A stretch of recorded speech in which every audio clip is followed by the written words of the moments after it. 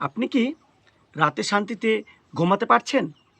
আপনার সন্তান বা আপনার ছোট ভাই বোন যখন মাঝরাত অবধি টেবিল ল্যাম্পের আলোয় পড়াশোনা করছে, আপনার একবারও মনে হচ্ছে না যে আপনি একটা অপরাধের অংশীদার হচ্ছেন?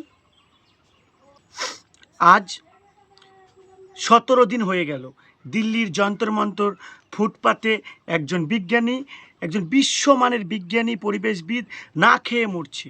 নাম সোনাং বাংচুর। তিনি আপনাদের, আমার, আরও হাজার হাজার লাখ লাখ বাচ্চার নিট প্রশ্নপত্রের বিরুদ্ধে, মেধা চুরির বিরুদ্ধে প্রতিবাদ করছেন।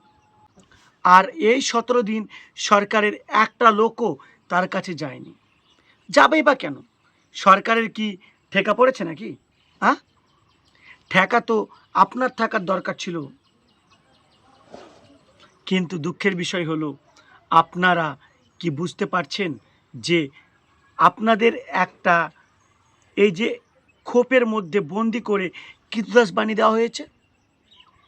রাষ্ট্রের সাথে নাগরিকের একটা সামাজিক চুক্তি থাকে, যেটা রুশো বলেছিলেন।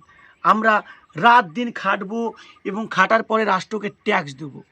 বাবা মা নিজের শেষ সম্বলটুকু বিক্রি করে আমাদেরকে কোচিং থেকে শুরু করে বিভিন্ন পরীক্ষা বসাবে। বিনিময়ে রাষ্ট্র আমার সন্তানকে একটা সৎ ও স্বচ্ছ জীবন দেওয়ার জন্য সুন্দর একটা পরীক্ষার ব্যবস্থা করে দেবে। রাষ্ট্র সেই চুক্তি ভঙ্গ করে চুরমার করে দিচ্ছে। লাখ লাখ ছাত্রের ভবিষ্যৎ মাত্র কয়েক লাখ টাকায় বিক্রি করে দিচ্ছে। আর আপনি এসি ঘরে বসে ফ্যানের হাওয়াতে একদম রিল স্ক্রল করছেন আর ঘুমাচ্ছেন। আত্মসম্মানে লাগে না?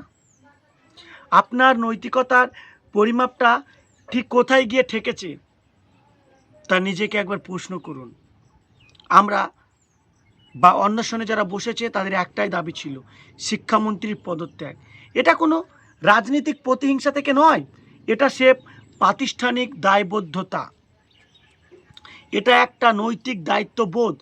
যদি একটা জাহাজের ক্যাপ্টেন জাহাজকে ডুবিয়ে দেয়, তবে তাকে আর সেই জাহাজ তো না অন্য জাহাজেরও দায়িত্ব দেওয়া হয় না, তাকে জবাবদিহি করতে হয়।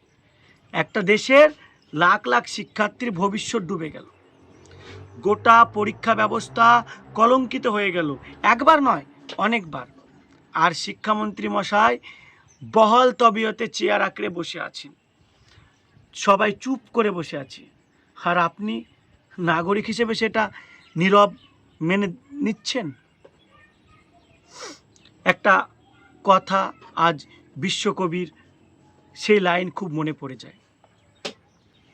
তিনি বলেছিলেন, অন্যায় যে করে আর অন্যায় যে সহে, তব ঘৃণা যেন তারে তৃণ সমদহে। আজকের রাষ্ট্র ব্যবস্থা অন্যায় করেছে, আর আমরা সেটা সহ্য করে অপরাধীর সঙ্গী হচ্ছি। ইতিহাস খুলে দেখুন যে ব্রিটিশরা আমাদের অত্যাচারী বলেছি ব্রিটিশদেরকে, কিন্তু তারা যখন মহাত্মা গান্ধী অন্বেষণে বসেছিল সেই সময় তারা ছুটে এসেছিল, কারণ তারা জানতো একটা মানুষকে অন্বেষণে মরতে দিলে সাম্রাজ্যের নৈতিকতার ভিত্তিটায় পুরোপুরি ধসে পড়ে যায়। আজকের শাসকরা সেই ব্রিটিশদের চেয়েও বেশি ঔপনিবেশিক মনে হচ্ছে। একজন বিজ্ঞানী যে আজকে অন্বেষণে বসেছে, তাকে দেখেও না দেখা।